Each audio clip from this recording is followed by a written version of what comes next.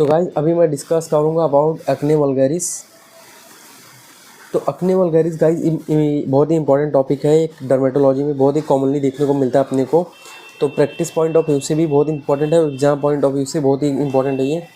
तो inflammation of the पाइलोसेबेसियस follicle या फिर पाइलोसेबेसियस यूनिट, उसको हम लोग क्या बोलते हैं, एक्ने बोलते हैं। और ये गाइस दिखने को कब मिलता है, ये देखने को मिलता है अपने को अर्ली 20 में या फिर प्यूबर्टी के टाइम पे। ठीक है, प्यूबर्टी के टाइम पे मतलब ये एडल्ट में देखने को मिलता है। जो बच्चे 15 से 20 साल वाले में ना ज़्यादातर देखने को मिलता है अपने को। अब गाइज ये पाइलोसेबेसियस, इसको पाइलो मतलब गाइज यहाँ पे होता है रिलेटेड टू हेयर फॉलिकल, और सेबेसियस मतलब होता है सेबेसियस ग्लैंड।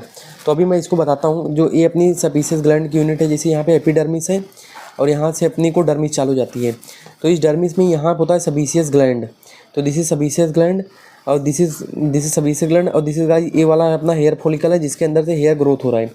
अब सेबेसियस ग्लैंड गाइज है। तो यहाँ पे बेसिकली इसका कॉज क्या होता है ना, एक्ने वल्गैरिस का मेनली होता है प्रोपनियोबैक्टीरियम, एक्ने नाम का बैक्टीरिया होता है। तो यहाँ पे इन्फेक्शन हो जाता है।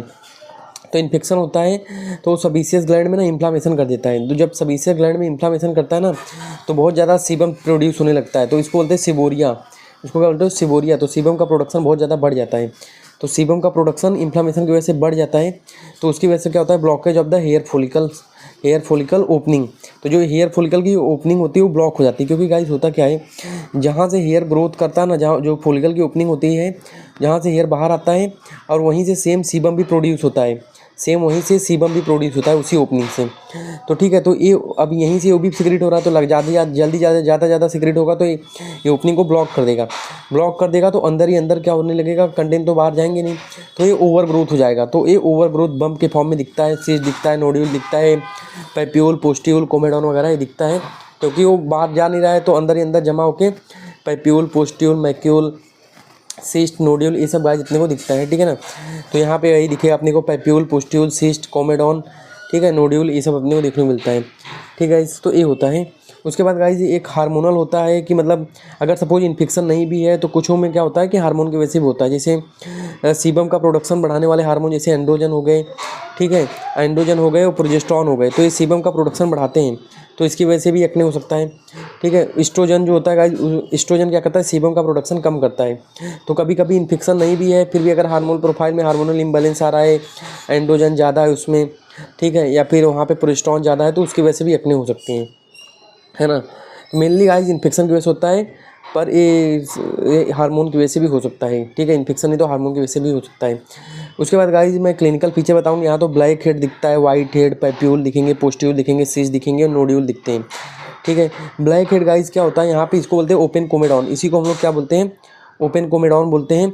कि यहाँ पे ओपनिंग हेयर फॉलिकल की ओपन होती है, हेयर फॉलिकल ओपनिंग ओपन होती है, और यहाँ पे अंदर ही अंदर डेब्रिस वगैरह, केराटिन वगैरह ये डिपॉजिट होने रहते हैं। तो वो ब्लैक कलर का दिखता है अपने को। वाइट हेड गाइस इसी को हम लोग क्या बोलते हैं, ब्लैक को इसी को बोलते हैं क्लोज कोमेडॉन बोलते हैं, जो कि वाइट कलर का सिक्रीशन आगे निकालता है। तो इसीलिए इसको बोलते हैं वाइट हेड। तो ब्लैक हेड, वाइट हेड, या फिर ब्लैक हेड को बोलते हैं ओपन कोमेडॉन, इसको बोलते हैं क्लोज कोमेडॉन। ठीक है, वाइट हेड को बोलते हैं क्लोज कोमेडॉन। उसके बाद पैप्यूल गाइस, दृढ़ दाने, उसके बाद दाने विद पस, पोस्ट्यूल, उसके बाद फ्लूइड फील्ड ब्लिस्टर मिलता है, सिस्ट हो गया।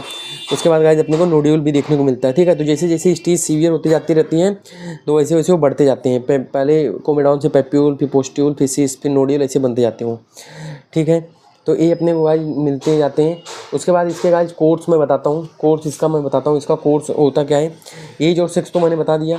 कोर्स में गाइस इसमें होता क्या है ना, कि ये बेसिकली 25 ईयर एज जैसे ही आती है ना, वैसे वैसे धीरे धीरे करके डिसअपियर होने लगते हैं। तो स्पॉन्टेनियसली ना अपने आप ना धीरे धीरे करके अपीयर होना बंद कर देते हैं जब 25 साल का बंदा होता है। ठीक है, या बंदी होती है। ठीक है, पर किसी किसी में गाइस देखा गया है, फ्यू पेशेंट में it continue to appear till the age of 40 year. तो ये 40 साल तक भी मतलब रहते हैं। एंड सो तो गाइस ये कुछ पेशेंट में होता है, नहीं तो नॉर्मली अगर इन जनरल बताऊँ तो 25 जैसे जैसे एज आती है तो अपीयर होना ये बंद हो जाते हैं एक्ने वल्गैरिस, है ना। उसके बाद ये तो मैंने बता दिया गाइस। उसके बाद मैं आगे बताता हूँ। तो उसके बाद गाइज अभी हम लोग इसकी बात करेंगे कॉम्प्लिकेशन। तो कॉम्प्लिकेशन में गाइज यहाँ पे पिट्स भी हो सकते हैं, सुपरफिशियल पिट्स हो सकते हैं, स्कार फॉर्मेशन भी हो सकता है, किलॉइड वगैरह भी बन सकते हैं, ठीक है, हाइपरट्रॉपिक स्कार वगैरह भी बन सकते हैं इसमें। तो ये इसका ये होता है, एब्सेस वगैरह साइनस वगैरह बन सकते हैं उसमें। तो ये इसका कॉम्प्लिकेशन होता है। अब गाइज इसका ट्रीटमेंट मैं बताऊँ तो अगर जैसे माइनर है, ठीक है, अगर माइनर है तो माइनर में हम लोग सबसे पहले यहाँ पे टॉपिकल से चालू करते हैं, जैसे कोमेडॉन है या फिर पेप्यूल वगैरह पे नॉर्मल से चालू करते हैं। तो हम लोग को एडाप्लिन यूज करना है, टॉपिकल एडाप्लिन, और नाइट में यूज करेंगे क्योंकि फोटो सेंसिटिविटी रिएक्शन होती है इसकी वजह से। तो एडाप्लिन यूज करना है पर नाइट में यूज करना है, तो दिस इज़ वेरी इंपॉर्टेंट। एडाप्लिन हम लोग नाइट में यूज करते हैं गाइज। और याद रखना गाइज, कभी भी कोई भी टॉपिकल हम लोग मेडिकेशन चालू करते हैं ना रखने के लिए, तो अगर वो ठीक हो रहा है बंदा तो उसको हम लोग, ऐसा नहीं है कि ठीक होने के बाद उसको हम लोग बंद करा देते हैं। अगर हम लोग चाहें ना उसको जब तक ये 25 ईयर वाली एज नहीं आ जाती तब तक हम लोग उसको चालू रख सकते हैं ताकि उसको दोबारा ना हो, है ना। तो ये हो गया, ताकि अक्ने दोबारा ना हो, ठीक है। नहीं तो बंद भी कर सकता है, नहीं तो हम लोग उसको 25 ईयर एज तक भी उसको एडाप्लिन हम लोग बोल सकते हैं कि चालू रखने के लिए, टू अवॉइड रीअपीयरेंस ऑफ द अक्ने, ठीक है। उसके बाद बेंजाइल पेरोक्साइड भी हम लोग यूज कर सकते हैं। ये गाइस क्या होता है, एंटी इन्फ्लामेटरी एक्शन होता है, एंटीसेप्टिक एक्शन होता है, एंटीबायोटिक एक्शन मतलब होता है ये। बेंजाइल पेरोक्साइड 5 to 10% जेल हम लोग यूज कर सकते हैं वंस अ डे, ठीक है। ये अगर ये नहीं है तो इसकी जगह हम लोग एक यूज कर सकते हैं वाला। साथ में इसके हम लोग इन दोनों के साथ में इसको दोनों को में से एक ही यूज करना गाइस। उसके बाद टॉपिकल क्लिंडामाइसिन भी हम लोग यूज कर सकते हैं, ठीक है। तो ये एंटीबायोटिक होता है। उसके बाद अब बहुत ही सीवियर हो रही है, सीवियर किसी धीरे धीरे सीवियर हो रहा है, टैबलेट डॉक्सी 100 mg हम लोग बीडी यूज कर सकते हैं। मिनोसाइक्लिन भी यूज कर सकते हैं अगर डॉक्सी नहीं तो, ठीक है। तो ये अपनी आती हैं माइक्रोलाइट के क्लास में। उसके बाद गाइस बहुत ही सीवियर कंडीशन है या फिर रेजिस्टेंस अक्ने है, अक्ने रेजिस्टेंस है, ठीक है, ठीक नहीं हो रहा है, रिपेयर बार बार हो रहा है, तो उसमें हम लोग आइसोटेट्रोइन यूज कर सकते हैं 0.5 to 1 mg पर kg डेली हम लोग यूज करेंगे फॉर 4 to 6 मंथ। अब आइसोटेट्रोइन का गाइस क्या होता है, ये बैक्टीरियल प्रोडक्शन को भी कम करता है, सीबम प्रोडक्शन को भी कम करता है ये, ठीक है। एंटी इन्फ्लामेटरी एक्शन होता है आइसोटेट्रोइन का। पर इसके साइड इफेक्ट भी गाइस आइसोटेट्रोइन के होते हैं, जैसे हेपेटोटॉक्सिसिटी हो गया, increase triglyceride level, cholesterol level, bone toxicity करता है गाइस, ऑस्टियोपोरोसिस करता है। प्रेगनेंसी में हम लोग को इसको अवॉइड करना है, ठीक है। 1 महीने सपोज कोई लेडी आज लेने आ रही है पर अगर वो प्रेग्नेंट है, ठीक है, तो उसको नहीं देना है। और कोई 1 महीने प्रेगनेंसी की प्लानिंग की 1 महीने पहले भी इसको हम लोग को नहीं देना है, ठीक है।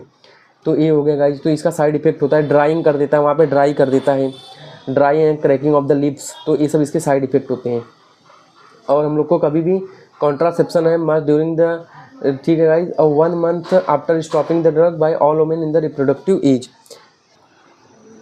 ठीक है गाइस। तो ये मतलब हम लोग इसमें ये होता है। तो ये बेसिकली क्या बनने बताया, कॉन्ट्रा इंडिकेशन होता है ड्यूरिंग द प्रेगनेंसी, ठीक गाइस। और ये वाला याद रखना गाइस। उसके बाद ये मैंने बता दिया। और अगर किसी फीमेल को रेजिस्टेंस अक्ने है कि अक्ने उसको बार बार हो रहा है, तो हम लोग जो मैंने बताया था अभी यहाँ की एस्ट्रोजन जो होता है वो सीबम के प्रोडक्शन को कम करता है, तो हम लोग सिर्फ वही OCP करेंगे, क्योंकि एक सेकेंडरी अक्ने करके होता है गाइस जो कि OCP की वजह से होता है, तो उसमें प्रोजेस्टेरॉन होता है तो वो करा देता है सीबम का प्रोडक्शन इंक्रीज। तो हम लोग को कौन सा कॉन्ट्रासेप्शन यूज करना है यहाँ पे, या तो उसको बोलना है एस्ट्रोजन वाला करो, या तो हम लोग उसको अब OCP देते हैं, वो वाली OCP ट्रीटमेंट के लिए देते हैं। एस्ट्रोजन कंटेनिंग हम लोग OCP देते हैं, सिर्फ ओनली एस्ट्रोजन कंटेनिंग OCP। तो इथाइनिल एस्ट्राडायोल करके आती है गाइस, उसमें एस्ट्रोजन होता है 35 माइक्रोग्राम डेली हम लोग उसको बोलना है। या तो इसकी जगह ये नहीं है तो सिप्रोटेरॉन एसीटेट करके आती है राइट ड्रग, वो भी हम लोग दे सकते हैं इसको 2 mg डेली। या फिर गाइस इसकी जगह ये नहीं है तो स्पाइरोलैक्टोन करके आता है 50 to 100 mg डेली, वो भी हम लोग दे सकते हैं।